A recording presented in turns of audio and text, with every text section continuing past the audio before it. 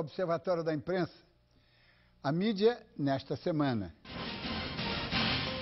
O que o menino Wesley mais temia eram os tiros, as balas perdidas. E isso ele escreveu numa enquete recente do Globo, realizada na zona norte do Rio. Na quinta-feira passada, numa aula de matemática, ainda com o lápis na mão, Wesley de Andrade morreu com um tiro no peito, enquanto a polícia e os bandidos se enfrentavam numa batalha campal a poucos metros da escola. A série de reportagens O X da Questão pretendia fugir das estatísticas, dar nome e rosto às crianças que vivem na terra de ninguém. Como o jornalismo foi perfeita, como o presságio foi tragicamente correto. A imprensa não se comoveu. Foi fria e álgida ao anunciar o fim da edição impressa do Jornal do Brasil. Não percebeu que esta mesma frieza e esta mesma algidez são os símbolos de uma transformação que está acabando com a derradeira instituição iluminista e a última profissão romântica. A imprensa abdicou das emoções porque aceitou transformar-se numa indústria tão transcendental quanto uma fábrica de biscoitos. O JB vai desaparecer vitimado pela conhecida falência múltipla dos órgãos, péssimas companhias e lamentáveis escolhas políticas liquidam criaturas e liquidam instituições. E aqui não foi diferente. Toda a imprensa apoiou o golpe militar em 64, exceto a última hora. Mas pior do que isso foi entregar-se ao czar da economia Delfim Neto, apoiar Leitão de Abreu contra o general Geisel, depois aliar-se a Maluf, depois aderir a Collor de Mello e, mais recentemente, ao casal Garotinho. A amizade mais perniciosa foi, no entanto, com Delfim Neto, que estimulou o jornal a endividar-se pesadamente para financiar uma faraônica sede e os novos equipamentos. Este elefante branco atropelou o resto dos escrúpulos e entregou o jornal ao empresário que não lê jornais, detesta jornais, exceto jornais moribundos que arrenda a preço de banana. Nelson Tanuri anunciou o fim do Jornal do Brasil com um anúncio e aos assinantes mandou entregar uma circular assinada por um preposto.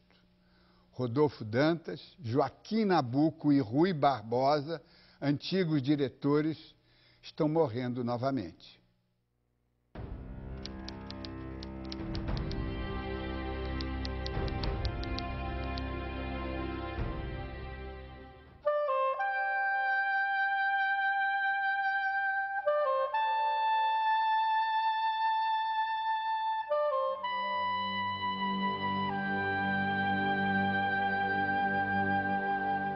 Sempre foi um jornal que adorou a liberdade. Sempre foi um jornal que lutou contra a censura. O Jornal do Brasil é um formador de quadros. É uma escola de jornalismo. Era meu sonho, como de todo jovem escritor intelectual, escrever no Jornal do Brasil. Um dos 10 órgãos de imprensa mais importantes da história brasileira, da imprensa brasileira, no século XX. Éramos os primeiros a pegar as modas no ar e colocá-las na imprensa. Os jornais antes publicavam fotografias. Depois do Jornal do Brasil, os fotógrafos passavam a fotografar a notícia. Era o melhor jornal do mundo, foi imitado no mundo inteiro.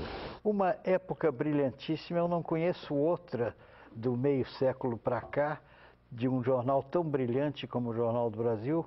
Você amanhecer um dia, abrir um jornal e dizer o Jornal do Brasil vai fechar, é realmente um dia de luto para a imprensa brasileira, é um dia de muita tristeza. É em meio à agitação política no país, que deixava a monarquia para se tornar uma república, que Rodolfo Dantas funda o Jornal do Brasil. Defensor do antigo regime liberal, o novo periódico é lançado em 1891. Joaquim Nabuco, chefe da redação, escreve uma série de artigos intitulada Ilusões Republicanas, que levam à depredação da redação. Em 1893, Rui Barbosa assume a direção e, apesar de passar a defender o regime republicano, critica a ditadura militar do Marechal Floriano Peixoto. O jornal é fechado e deixa de circular por mais de um ano. Sob nova direção, o Jornal do Brasil passa a prestar apoio aos poderes públicos. Em 1905, adota uma nova linha editorial voltada para o noticiário do cotidiano da cidade. As dificuldades financeiras levam o JB a ocupar a primeira página só com anúncios de classificados. Em 1919, afundado em dívidas em consequência do alto custo do papel, o Jornal do Brasil é entregue aos condes Ernesto Pereira Carneiro e Cândido Mendes.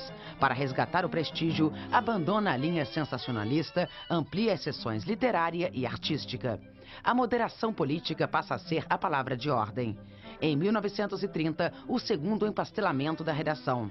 Desta vez, em represália às críticas à candidatura oposicionista de Getúlio Vargas. O jornal se torna uma espécie de boletim de anúncios, deixa de lado os grandes temas políticos e ganha o apelido de Jornal das Cozinheiras, por causa dos anúncios de classificados.